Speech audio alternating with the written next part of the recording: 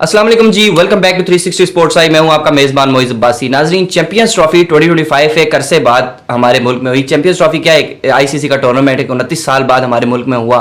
और उस टूर्नामेंट में हमारी पाकिस्तान की अपनी टीम जो होस्ट टीम थी और डिफेंडिंग चैंपियंस, हम 4 दिन में इस टूर्नामेंट से आउट हो गए। इस हमारी नाकाम कारकर्दगी और जिस तरह की हमें ट्राई नेशन सीरीज़ में न्यूजीलैंड ने बीट किया था, उसी तरीके से हमें न्यूजीलैंड ने चैंपियंस ट्रॉफी में बीट किया। हमने फिर उम्मीद बांधी कि हम इंडिया से शायद मैच जीत जाएं।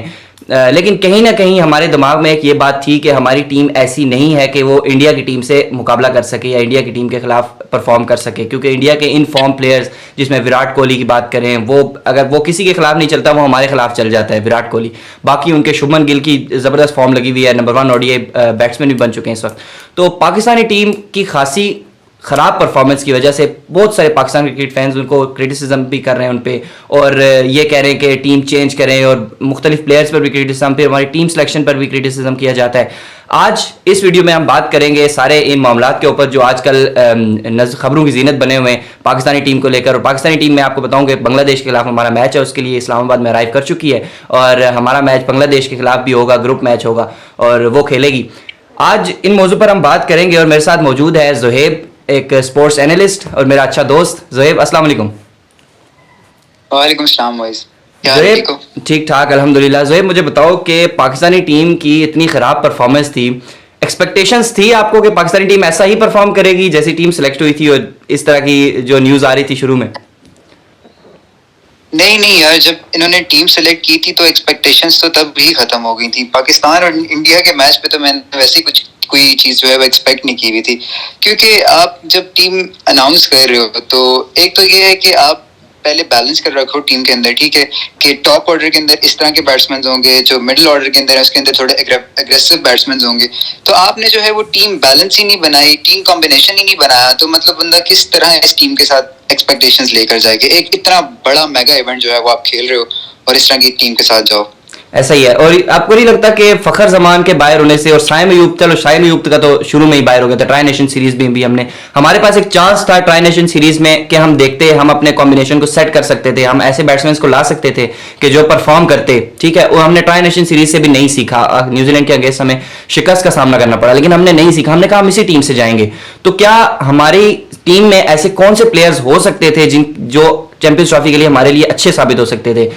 इमामुल हक जो एंड में शामिल किया गया इंडिया के खिलाफ, उसका तो चलो कहते हैं कि एक ना होने की वजह से, फखर जमान की ना होने की वजह से, एक प्लेयर ना होने की वजह से उसको डाला गया। लेकिन उससे पहले जब हमने न्यूजीलैंड के खिलाफ पहला मैच चैंपियंस ट्रॉफी में खेला, चैंपियंस ट्रॉफी में हम इंटर हुए, तो उसमें हमारे लिए ये नहीं हो सकता था कि हम 12 फरवरी तक हमारे पास टाइम था, हम कोई अच्छे ओपनर, किसी ओपनर को, किसी यंगस्टर को जो परफॉर्मर हो उसको ऐड कर सकते थे हम टीम में? देखें, आपने इमामुल हक को जब ऐड किया, बेसिकली उसको तो रिप्लेसमेंट पे ऐड किया था, ठीक है, लेकिन आपके पास पीछे बैकअप पे कोई इस तरह का ऑप्शन भी नहीं है ना कि आपको जो रिप्लेस कर सके, ठीक है। आपके पास ये है ऑप्शन के जो आपने ट्राई नेशन सीरीज खेली उसके अंदर आप जो है प्लेयर्स को चेक कर सकते थे, लेकिन बात वही आती है कि आपके पास बैकअप पे कोई इस तरह का प्लेयर है ही नहीं कि जो टीम में आ सके। एक अब्दुल्ला शफीक थे जो कि ओपनिंग पाकिस्तान के लिए करते हैं, तो उनको जो है वो किसी खाते में ही नहीं डाला। बाकी जो है मेरे ख्याल से ऐसा कोई प्लेयर ही नहीं था बैकअप पे जिसको रखा जाए, तो जाना भी इसी टीम के साथ था। मिडिल ऑर्डर की आपने शुरू में बात की, जो मिडिल ऑर्डर, हम कहते हैं कि हमने मिडिल ऑर्डर में कोई हार्ड हिटर हमें चाहिए था टीम में, ठीक है। अगर हमारे पास स्टार्ट में फखर जमान था तो चैंपियंस ट्रॉफी में अगर वो इंजर्ड हो गया तो हमारे पास मिडिल ऑर्डर में कोई हार्ड हिटर था ही नहीं।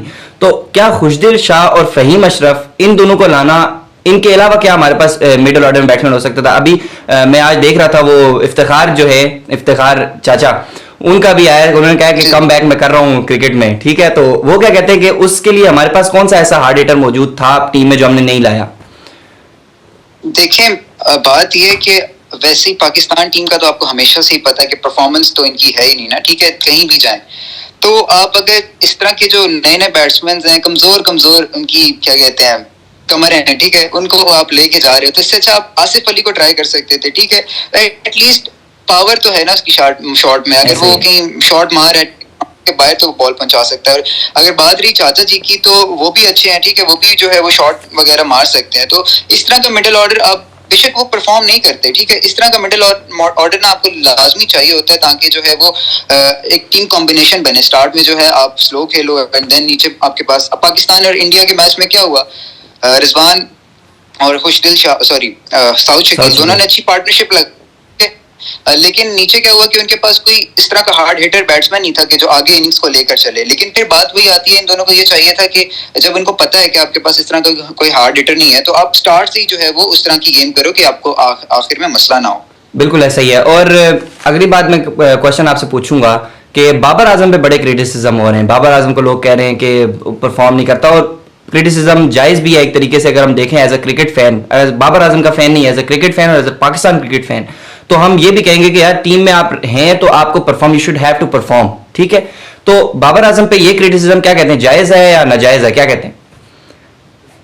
देखिए पर्सनली बाबर को अगर मैं बताऊं तो मैं कोई बाबर का उतना फैन नहीं हूं, लेकिन आप किसी एक बंदे को देखो, ये 11 प्लेयर्स की गलती है, ठीक है, ये सिलेक्टर्स की गलती है। मतलब आप ऊपर से लेकर नीचे तक के लोगों की गलती है, एक बाबर की गलती नहीं है। उसको खाली क्रिटिसाइज करना नहीं बनता। अगर वो स्लो खेलता है, उसका स्टार्ट से एक स्टांस ये बना हुआ है कि वो इसी तरह की इनिंग्स जो है वो लेकर जाएगा। अब आपके पास बाकी ऐसे बैटर्स होने चाहिए कि मतलब अब रिजवान है, ठीक है, रिजवान ने भी तो इस तरह की डॉट बॉल्स खेली जिस तरह मतलब बाबर ने पहले मैच में खेली थी। ऐसा ही है। बाबर को जो है क्रिटिसाइज करना बनता नहीं है। और मैं कहूं, अगर आप देखें आज, अब हमारी कौम को पता चल गया है, क्रिकेट फैंस को पता चल गया है कि जो हमारी क्रिकेट टीम है ये पांच प्लेयर्स के बीच में फंसी हुई है। पिछले हमने टूर्नामेंट हारे, हमने वर्ल्ड कप जो है वो इंडिया में जो था वो हारा। कितने हमारे तकरीबन 7-8 टूर्नामेंट्स हो चुके हैं जो हम हार चुके हैं, एशिया कप्स और वर्ल्ड कप्स को मिलाकर। और पिछले वर्ल्ड कप में 2024 के वर्ल्ड कप में हम ग्रुप स्टेज से बाहर हुए, और चैंपियंस ट्रॉफी पे भी हम ग्रुप स्टेज से बाहर हुए। तो आपको नहीं लगता कि ये 5 प्लेयर जो शाहीन अफरीदी, नसीम शाह, हारिस रऊफ, मोहम्मद रिजवान और बाबर आजम, ये टीम इन्होंने जकड़ी हुई है? आपको नहीं लगता कि ये चारों जो है वो टीम को कंट्रोल कर रहे हैं, पांचों? बिल्कुल ऐसे ही है। मतलब बाकी जो है, जो कोई अगर नया प्लेयर आना भी चाहे तो वो आ नहीं सकता, ठीक है। बॉलिंग में हमारे पास जो 3 पेस अटैक्स हैं, ठीक है, इनके अलावा अगर हम लोग चौथा रख लें तो वो एक ऑप्शनल होता है कि ये एक इंजर्ड है तो दूसरा आएगा बैकअप पे। और बाबर, मतलब अब फिर वही बात आ जाती है कि बैकअप पे हमारे पास फिर कोई ऑप्शन भी तो नहीं है ना इस तरह का। बाबर की रिप्लेसमेंट आप बताएं कि कौन हो सकता है? कोई है टीम के अंदर? ऐसा ही है, लगता है कि तो फिर हमारे पास एक और ये हो सकता है पॉइंट कि हम पूरी अपनी, अब क्योंकि हम सीख चुके हैं, हमारे पास चैंपियंस ट्रॉफी चली गई है, हमारे पास वर्ल्ड कप चले गए, हमारे पास एशिया कप्स चले गए, ठीक है, अब हमारे पास सीखने का टाइम है। अब हम ये नहीं कर सकते कि हम बिल्कुल टीम को चेंज करें, बिल्कुल नई टीम लाएं। बेशक हम 8-10 बायलैटरल सीरीज हारेंगे, हम 2-3 और टूर्नामेंट्स हारेंगे, पहले भी तो हार रहे हैं, आगे और हारेंगे, लेकिन हमें एक अच्छे प्लेयर्स मिल जाएंगे, हमें अच्छी टीम मिल जाएगी। तो आपको नहीं लगता है कि नई टीम को सेटल करना चाहिए? पाकिस्तान के लिए बहुत नहीं हो चुका? बिल्कुल ऐसे ही है कि आप एक नई टीम जो है वो सेटल करें, लेकिन आप अपने जो पुराने प्लेयर्स हैं उनके साथ भी जाएं। आप अगर जहां पे आपको लगता है कि बाबर परफॉर्म नहीं कर रहा, यू शुड, आप लोगों को ना उस प्लेयर को रेस्ट देना चाहिए कि मतलब आप नया प्लेयर लेकर आओ, उसको ट्राई करो। अब डोमेस्टिक में परफॉर्म करें, पाकिस्तान बिल्कुल वहां पे जाकर खेलें। अब कोहली ने भी बीच में भी परफॉर्म नहीं कर रहा था, जाकर उसने डोमेस्टिक खेला, वहां बड़ा गंदा जो है वो आउट हुआ था, काफी उसके क्लिप जो है। लेकिन बात ये आती है कि आप मतलब कॉम्बिनेशन बनाए। अब आपके पास मतलब आप हारे जीते कोई फर्क नहीं पड़ता, लेकिन आप जो नेक्स्ट टूर्नामेंट आएगा उसके लिए टीम के अंदर कॉम्बिनेशन बनाए कि मतलब इस स्टेज पे आपको जो है वो हार्ड हिटर बैट्समैन चाहिए, ओपनर जो है ऐसे स्लो, और एक तेज बैट्समैन चाहिए। तो मतलब इस तरह आप कॉम्बिनेशन ट्राई करते रहे, नए प्लेयर्स को जो है वो ऐड करते रहे।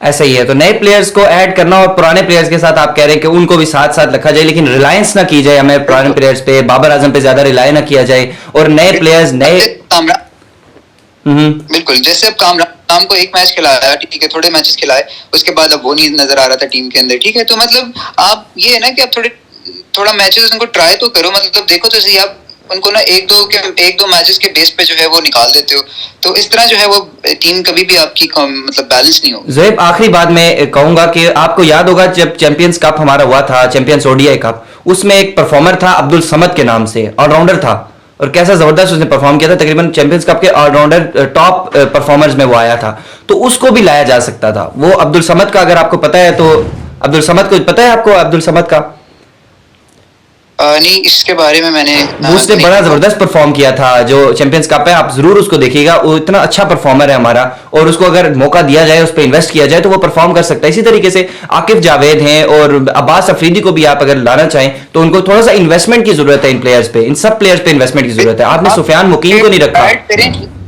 जब आप मतलब दूसरे प्लेयर्स को ट्राई कर रहे हैं, ठीक है, अब उस्मान खान हो गया या इवन के और जो प्लेयर्स हैं, ठीक है, आप उनको ट्राई कर रहे हैं, तो जो आपके बैकअप पे प्लेयर्स इस तरह के पड़े हुए हैं जो परफॉर्म कर रहे हैं रेगुलर बेसिस पे, तो उनको भी जो है वो टीम में लाना जरूरी है। तो मेरी बात एंड पे मैं यही कहूंगा कि आप सबको जो है वो ट्राई करो, ठीक है, किसी एक को ना देखो। अगर वो 2 मैचेस परफॉर्म करता है, अगले 10 मैचेस खिला दो, परफॉर्म ना करे, इस तरह नहीं करना। आप सबको जो है वो टीम में थोड़ा थोड़ा मौका दो, और एट द एंड जो आपको समझ आता है कि मतलब ये जो है टीम में सही सेटल रहेगा, तो उसको जो है वो सिलेक्ट कर लें।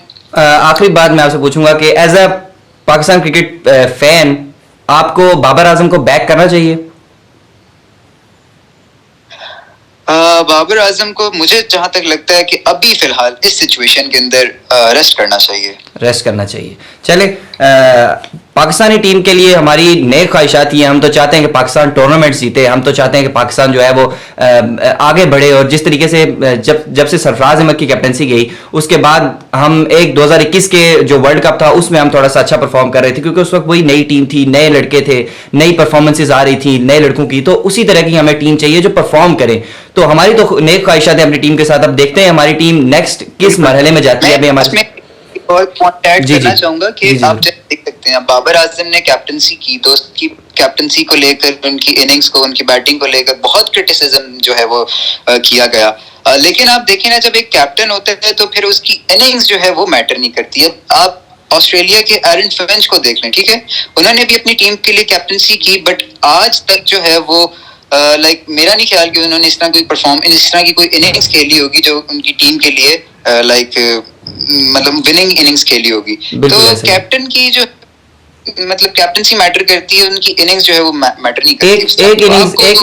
एक इनिंग्स खेली थी ज़ोएब 152 और 0 वाली वो भी आप ना बोले कि 152 और 0 वो इनिंग्स आप ना बोले ज़ोएब एज ए कैप्टन।